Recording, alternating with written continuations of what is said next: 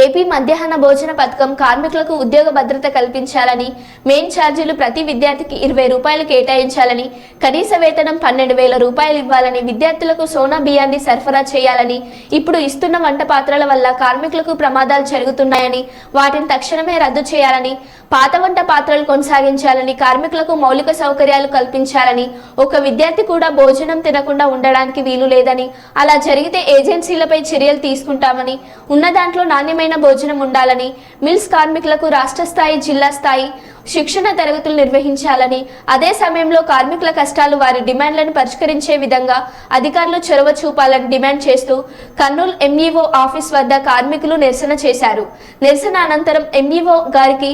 వినతి పత్రం సమర్పించడం జరిగింది. మీ సమస్యలను ప్రభుత్వం దృష్టికి తీసుకెళ్తానని ఆమె హామీ ఇచ్చారు.